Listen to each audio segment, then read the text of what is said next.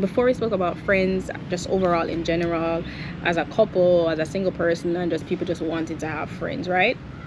Next thing I want to talk about is maintaining friendships after being married and maintaining friendships after having children. That's a very big one, and the reason why some people lose friends after they have kids. This is just a theory, this is just what I'm thinking, and I'm also thinking about my personal like circle as well. So also versus saying that I might put in some comments that I see somewhere that are saying, you know, once they have kids, they lost a lot of friends. And I used to think that too until now. I was like, you know what, I did lose some friends just fell off, but I feel like that was a part of the transition stage as well. What I mean by that, like, I feel like, you know, like when you go primary school, you have friends and some of them drop off. You go high school, you have friends and some of them drop off and you keep a few. I think that was a transition stage in our adulthood where you get grown and you still have certain friends who you have from a long time, and then you have some friends who just fall off, who just never make it past, you know, just never make it into that chapter of your life. I feel like that's normal. It's just that we end up having kids and it kind of fast forward that process of losing friends or fast forward of that process of relationships changing, and you no longer have it. Just fast forward it, so we just connect being pregnant and having kids with those friendships, right? And then you have the ones that actually lose them because of that. I wonder if I did this. I don't know if I did this. Maybe I was guilty of this as well.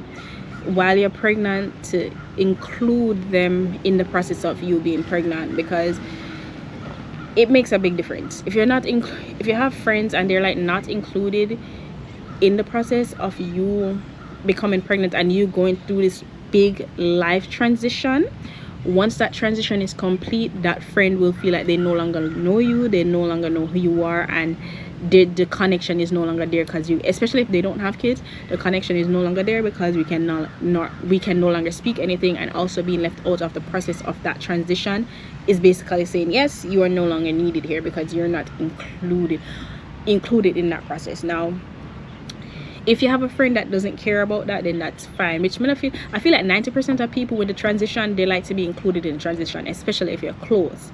But for the ones that, oh, my friends don't care about that, that's fine, right? But if they do, include them in the transition, because then if they're not included in the transition after, it's like, you know, you fell off, they fell off, and it's like, okay, what now? Number two, them not having kids, it can change the relationship a bit, because now you have to find a friend who is more available, because when they have kids, then they're not as available as they were before. Okay, and I'm also to the parents, to the moms, I'm not letting you get away either, because some of us are guilty of not nurturing those friendships when they have kids. Now, I know after you have kids, there's a lot going on mentally. There's a lot that they go through mentally, and on our end is like, can you be there for me through this? But on their end, it's like, you're not even here for me regardless. So how does this work? So I think friendship is a two-way street. So even if it's like, yo, we haven't spoken in months, but we used to speak all the time, we can have a phone call and kind of dish out exactly what's happening and why, you know, as moms, some of us are so reserved and just in our corner. And also, we don't have to automatically assume that because our friends don't have kids, they can't understand what we're going through and they can't be there for us, because I feel like a lot of parents do that too. They're like, oh, you can't understand me, you won't understand what I'm going through, so I'm not going to call you and talk about this because life is different, right? The next thing I want to point out is that a lot of people without kids that have friends with kids, I feel like they might do this jokingly, but sometimes you have to be aware of your words, because a lot of people like to be like, oh, I'm so glad I don't have them, or oh, kids, or oh, like if me and Pitney and my friend and Pitney continue to say them something, they continue saying things that I don't want to be friends with you. Why are you pushing on my face saying, nah, Pitney for? Why every time it's, oh, I'm glad I don't have any, oh, couldn't be me, oh, having kids is just so, oh, like it's it can be anything, right? But a lot of like, you know, friends without kids can have a lot of comments with not really necessary, especially when you're a parent that's probably having postpartum depression, like a mom, postpartum depression, and you're just going through it. That's the last thing you want to hear. And then because of that, you might close off. You might basically isolate yourself from the friend in question, or just isolate yourself overall because you don't want to hear that. So the point of this is saying that once you have kids and you have friends, yes, your kids take priority, but you see, once you settled, once your mind kind of clear up, or even in the depression and the stress, you can send a text, or maybe they will reach out to you. You can send a text and say, yo, mentally I'm trying to navigate this whole new life and I just need some time. You're good to go. I promise you that friend, if it's a good friend, will keep checking in on you just to make sure and not take offense to you not reaching out to them as often, because them know say you got you something and you're just trying to understand what, you know, you just try to understand this new life, what this new life looks like for you. They'll understand that. And then for the friends, them when they have the kids now, and you know your friend just have a child, you can give them grace. You can give them grace, but it's okay to feel neglected if you're going through something and this friend isn't there. And I am a big advocate, I will always stand by this. You having kids is a silly excuse for you not to be there for a friend in crisis. Me not agree with that.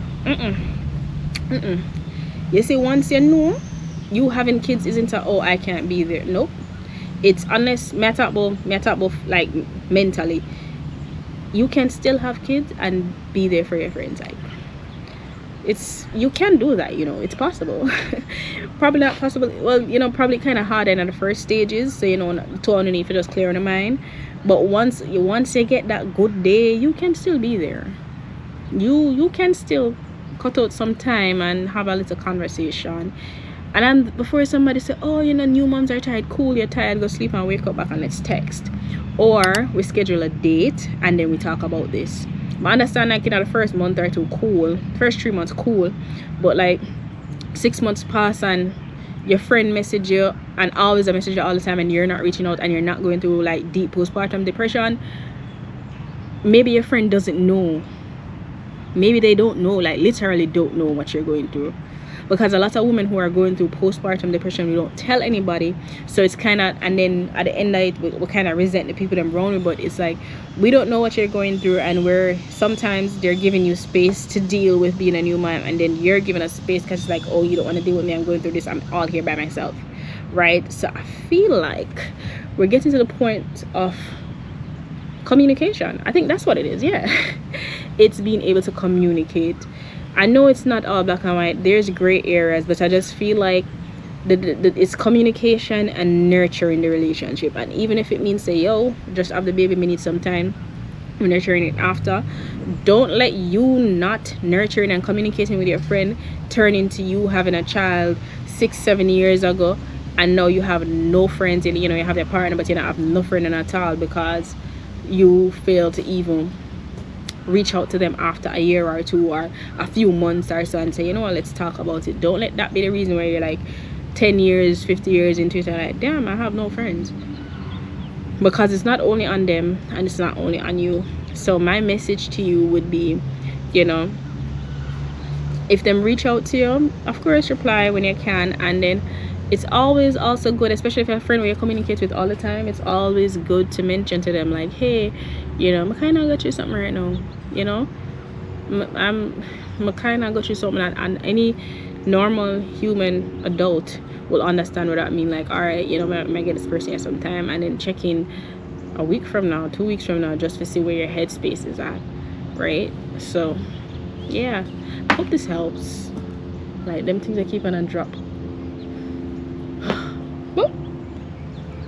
The acorns, goddamn squirrels. But anyways, I hope this helps. I hope this helps someone. I feel like I was all over the place, but yeah.